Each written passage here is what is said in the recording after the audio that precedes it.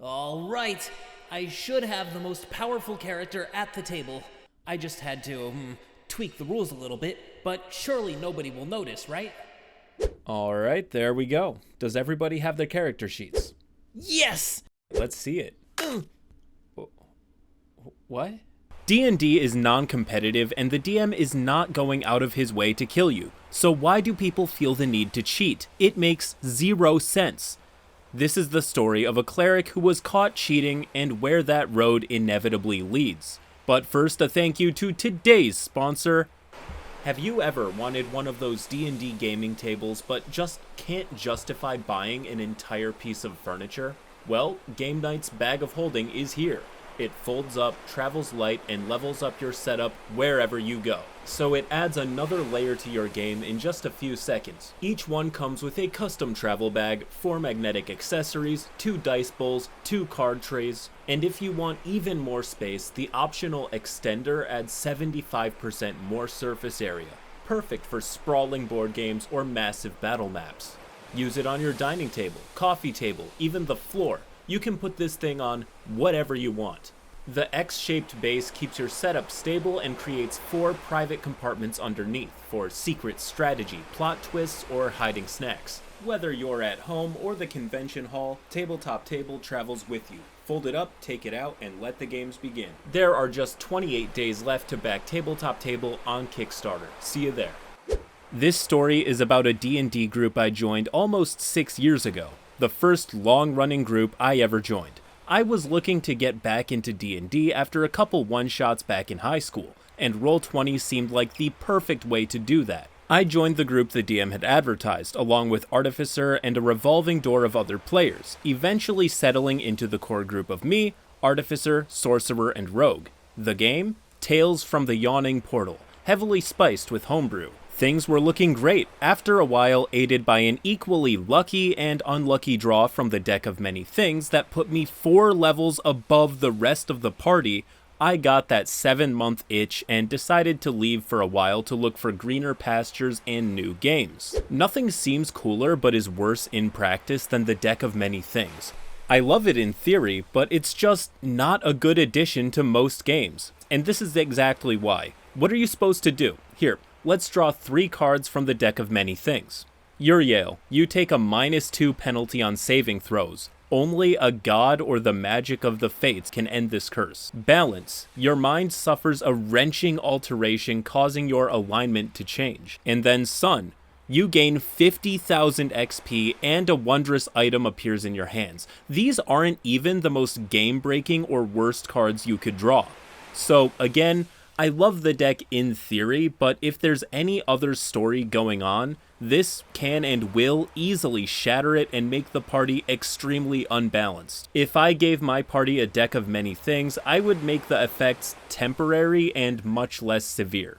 We had a farewell session where my character's warlock patron tried to force him to kill the rest of the party, okaying it with everyone above the table, and he ended up patronless and powerless, traveling with a pair of NPC bards to learn how to become one. Meanwhile, I hopped from game to game, getting to try out new characters and gaining plenty of gaming experience along the way. Eventually, I missed my old group and asked the DM to come back. While my character was going to bard school, they needed someone to fill my spot. That someone was Cleric. Notice I haven't mentioned his character build. He was playing a female Kalishtar Destruction Domain Cleric. Basically, your classic edgy goth girl. I don't think he ever actually told me his character's backstory, but you can guess. Oh, it's oh so tragic, with a huge bonus to damaging spells at the cost of no healing magic, except with a healing item, which of course his character always had. He gave me bad vibes from the start. His habit of turning on a face cam to show us his live reactions was a little weird, since our group had traditionally been voice only, but I tried to give him a chance. Maybe he would become a friend over time. Wrong. I was very wrong. I'm gonna butt in and give my extremely premature opinions on these issues. I'm prepared for these to age poorly, but here's what I got so far. And that is, so far, none of these sound particularly wrong. Is there something wrong here? Let's quickly burn through these 3 problems listed really quick. First, the tragic backstory and edginess. I'm gonna be honest, and this might come as a surprise to some of you, but I have no problem with backstories that would be considered tragic or sad or edgy. There isn't an inherent problem there. The reason I rag on it, and where the real problem is when it's written terribly and used to justify awful personality issues. Next, problem 2. It's phrased like OP has a problem with the fact that Cleric gets a bonus to damage spells, but with no access to healing spells. So the Cleric chooses to bring healing items instead. Isn't that just smart? Isn't that just what you should do if you can't heal? Bring some potions or...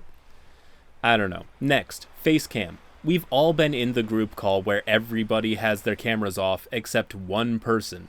And I never really thought that was particularly weird, but unless this is foreshadowing for something worse, I don't really see the problem here. Then again, all of these takes are entirely too early. The story hasn't even really started yet, but it's gonna go one of two ways. Either these are unnecessary criticisms by OP, or what I'm doing is I'm seeing Chekhov's gun hanging on the wall, I'm seeing the foreshadowing, and I'm saying, well that's pointless, and the story doesn't even really get to start. Let's find out. Things started going downhill during our Halloween one-shot. I asked to run a special spooky one-shot since I wanted to try DMing and the group agreed. I wrote a story about a death cult tasked with breaking into a temple of Paler to retrieve an artifact of their god. Level 15 characters, no homebrew, no unearthed arcana. I didn't trust myself to spot something unbalanced or iffy yet. Foreshadowing. So Cleric gives me a Gloomstalker/Assassin multiclass. I look it over and I don't see anything weird other than the stats, which are a bit high but within reason. Great. The game goes awesome until the final battle against a homebrew paladin beholder called a Beholder. That's kind of funny. The Cleric opens up with 5 attacks in a single turn. Sneak attack on all. I call BS. Huh? What? 5? Look, there's a reason rogues can only sneak attack once per turn. It's extremely powerful. 5 sneak attacks per turn has a potential damage output of how much? I can't think of any scenario where this could work. Like, let's say you're a level 5 rogue. That's very low level, but, you know, you're still barely competent, you're still moving around.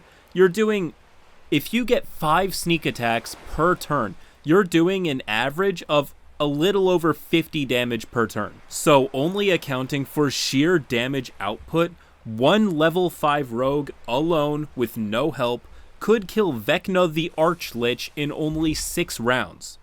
And that's just the average. That's assuming he doesn't get lucky and, heaven forbid, he rolls a critical or something. So my point is, you can only sneak attack once per turn for a good reason. That's something that should stay in place. I don't know how he got 5 of them. I don't know where he's drawing 5 from. That is insane work. Things get shouty fast. Cleric gets pissed I didn't say anything earlier and says the rules support what he's doing.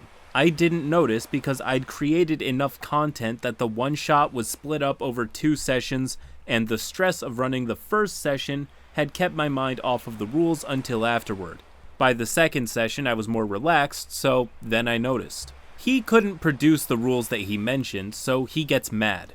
The DM breaks up the argument, and we agree on not retconning anything, but from now on, he was only allowed 4 attacks in the first round and 3 on every subsequent round. Cleric begrudgingly agrees. That's when I started to get suspicious. So, do they mean 4 sneak attacks or 4 attacks in general? Because if they just took it from 5 sneak attacks down to 4, that doesn't really help at all. Even 3. Anyway. Crux of the story comes a month later during a regular session. We were supposed to break into a nobleman's house to find out why he was hoarding all the city's magic items. As the stealthiest in the group, Rogue and I sneak in with my broom of flying and start snooping. We end up waking up the noble, who turns out to be a lot more powerful and a lot less humanoid than we thought. The DM is a big Eldritch Horror fan. We decide to call for backup. Cleric drops in like a nuclear bomb, unleashing 2 AoE 6th level spells and using his Channel Divinity to double the damage on each. What? The second one would have outright killed Rogue and I, if not for the DM intervening with an, "Are you sure about that?" and convincing Cleric not to do it. We ended up defeating the monster and getting plenty of sweet loot, but something was bothering me. After the session, fueled by late-night need for answers, I opened up my computer and started my research. I checked my work, took screenshots, posted my findings on the group Discord, and went to sleep satisfied. I woke up to a shit show. Most of this story is vague, subject to my admittedly not great memory. This, at least, I have proof for. Transcript follows. Me pinging the Cleric. "Okay, sorry to be a rules lawyer again, but I call BS on all the damage you were doing with that wave of obliteration. First off, that's a 5th level spell, and despite the fact that it's a domain spell, level 9 clerics only get one level 5 spell slot, so you could have only cast it once. Second, according to the only source I can find, it only does 8d8 thunder damage, not 8d8 thunder and 8d8 lightning damage. Plus, that channel divinity is for the wrong subclass. Tempest clerics can max out lightning and thunder damage. Destruction clerics get a different channel divinity called Sundering Invocation. If you can prove this, please show me, but I'm just saying this because your min-maxed OP builds are making this game a lot less fun. Also, how is your spell save DC 19? It should be 8 plus your proficiency of 4 plus your wisdom modifier, and unless you have a wisdom of 24, that is impossible at this level. The highest you should be able to get is a 17, unless you have some magic item that greatly increases your wisdom.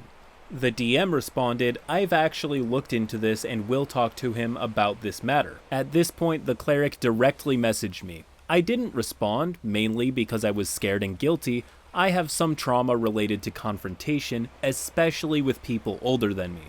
Cleric was around twice my age at the time, 19 by the way. So, this makes Cleric, assuming OP is the 19-year-old at the time, this makes Cleric 38? No. Yeah. I feel so dumb. Anyway, the Cleric DMs me back. "If you want to try and call me out again, do it in a message. We aren't kids, and I told you that it was homebrewed. I do not need to explain stuff to you, bud." The Cleric then messaged me publicly. I have already expressed my concerns on the homebrewed subclass and asked for DM's thoughts. If you have something to say, you should be an adult and send it to my private messages like I did to you. I even saw you pop in to see it and then not respond. Let's not do this again. Now, I'm not gonna say I was 100% right here. I ended up posting on AITA about this at the time, and a fair few people called me a jerk for it, which sent me into a bit of a spiral. In my defense, I'm not great at social cues and posted the original call out with 2 a.m. brain fog. But this story isn't about justifying me. It turns out I was a lot more right than I thought I was. The DM messages me the next day, asking if Cleric said anything to me. I sent him a screenshot of Cleric's message. He asks me to come to a quick voice call with him and Artificer later to discuss the situation. At this point, my anxiety is through the roof. Am I in trouble? Am I going to get kicked? Meeting starts and the DM starts right in with explanations. I'm not in trouble. He and Artificer have actually been keeping an eye on Cleric for a while. They actually intended to confront him soon, once they'd gathered enough evidence, but my post had set things off a little early. The depths of what they had already found were infuriating, but not surprising. Not only had Cleric been using the UA version of Kalishtar, giving himself expertise in 2 skills, but he had actively tampered with his sheet, giving himself too many spell slots, a few extra points in each stat, more expertise, more proficiency, and altering the back end of his sheet to add a few points to every roll. He'd also been hoarding loot, including several rings of charisma that Sorcerer and I really could have used. I was, for lack of a better word, shook. The DM told me to check if he had been doing the same thing in my game, and yeah, he had 1 to 4 bonus points in every skill and save. Now I wasn't just shook, I was pissed.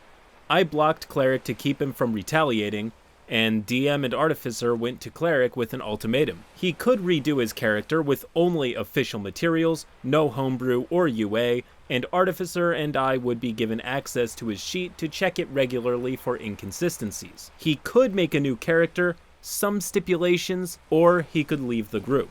Alright, I applaud these guys for taking the high road. I do. Maybe I'm just jaded.